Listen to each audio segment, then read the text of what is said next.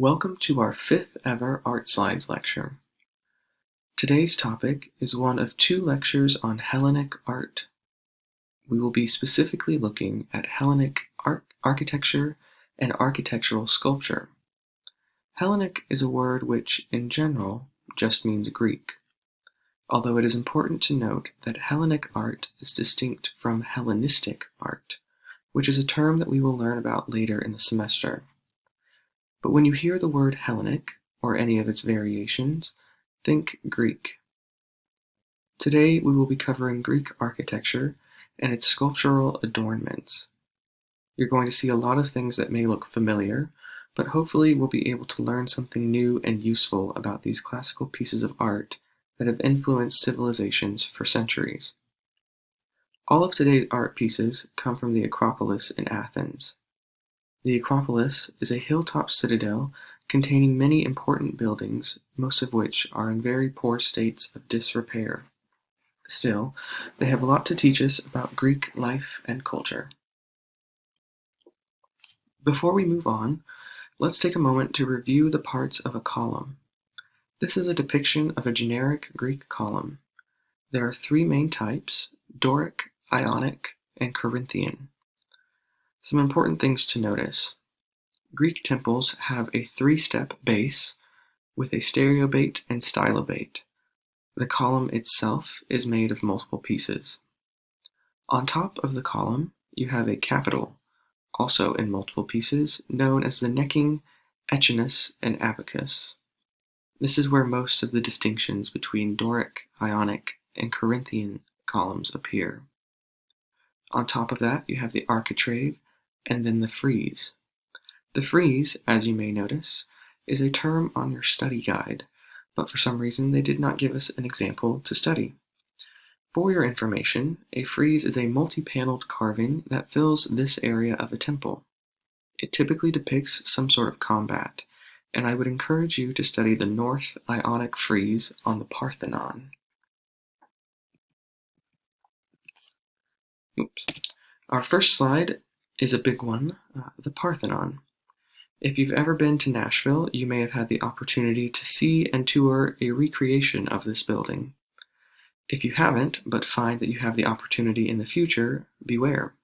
It is a tourist trap, but it's also pretty cool and worth looking at. It's quite an impressive structure, much as the original one was, and still is, before facing centuries of neglect and misuse. The real Parthenon may be found in Athens, situated on top of the Acropolis. The temple was dedicated to the city's patron goddess, Athena. It takes its name from the Greek word Parthenos, which means virgin, because Athena is the virgin goddess. For all of you Bible majors or Greek scholars, this is also where we get the word parthenogenesis, which is just fancy talk for virgin birth. The building itself is a large rectangle divided into smaller rectangles within. It was designed by the architects Iktinos and Kallikrates and adheres to the Doric style. The building is surrounded by a colonnade with porches on either side. The western entrance leads into the smaller of the 2 rooms, which would have served as the treasury. The eastern entrance leads into the inner sanctuary, which originally held a large statue of Athena made of gold and ivory. Still on the Acropolis, we now turn to another temple dedicated to Athena, called the Temple of Athena Nike. This is a small, Ionic temple that contrasts nicely with the Parthenon. Notice that in addition to being smaller, the temple itself seems lighter, more graceful. This is a characteristic of Ionic temples, whose columns and pediments have much slimmer proportions, where the Doric style of the Parthenon is much heavier and more imposing. Athena was the virgin goddess, but she was also the goddess of victory. She was often thought to join men in battle, such as she does in the Odyssey, fighting alongside them and lending them superior strength. This temple was likely built as a celebration of a military victory. It was designed before the Parthenon, but finished after it. Inside, it would have housed several gold statues of Athena, all of which are now lost. Another important building on the Acropolis is the Erecthim. This one might not seem as familiar, but it is perhaps one of the more interesting sites on the Acropolis. It is built on top of an older temple to Athena. The original temple was destroyed during an attack by the Persians. The Athenians decided to build on top of the wreckage to leave it as a reminder of the violent act of sacrilege. It is named after Erechtheus, a legendary king of Athens who was often worshipped alongside Athena, though not as highly venerated. While the name of the building was dedicated to a king, the eastern room of the building was dedicated to Athena Polias, which recognized her as the patron of the city. So the Parthenon views Athena as the virgin goddess. The Temple of Athena Nike is dedicated to her military victory, and the Erecthim shows her as the patron goddess of Athens. 3 different structures, 3 different views of the same goddess. This building, like the Temple of Athena Nike, is in the Ionic style. A very important feature to note is the southern porch, which can be seen on the right side of the photo. It is supported by 6 caryatids, one of your important terms for this lecture. A caryatid is both sculptural and architectural.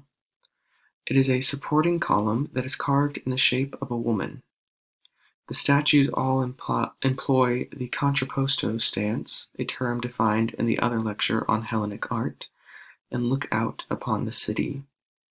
Their clothing mimics the fluting of more traditional columns, and the etchiness of a regular column still rests on their heads.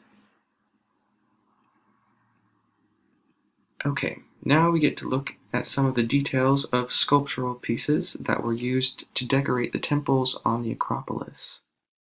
This piece is one of 14 Metaphys that were found at the Parthenon. Metaphys are smaller, about 4 by 4 foot carvings that surrounded the outer edge of the Parthenon and other temples like it. They typically depict one-on-one combat from a historical or legendary event, such as the Trojan War. This particular metapy depicts a Lapith man. The Lapiths, like the better-known Myrmidons, were a tribe from Thessaly, fighting a centaur. Now, let me take a moment to brag and say that I have had the privilege of seeing this piece in real life. It, like the Rosetta Stone, is at the British Museum in London. But there is a replica of it, and some of the other metapieces from the Parthenon, not too far from here. The Biltmore Estate in Asheville, just about an hour away, features several replicas of these pieces.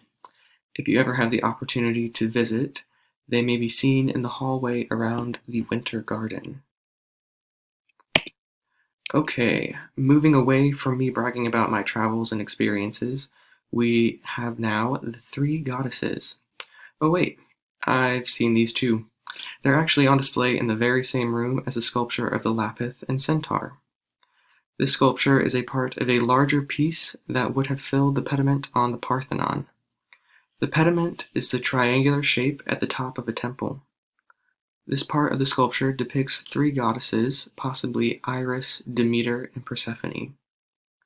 It takes up most of the right side of the pediment. Notice how they lounge together, forming a sloping angle so as to fit within the triangular shape of the pediment, rising toward the center. Originally, like the other sculptures on the Parthenon, they would have been vibrantly painted. While this is the only part of the pediment that you need to be familiar with, I would encourage you to look at pictures of the other pieces of the pediment and reconstructive drawings that imagine how it would have looked originally. Alright, that's all we've got for today. So, as usual, go ahead and play your soothing elevator music, or maybe shake things up and go for some chill lo-fi, if that's what you're into.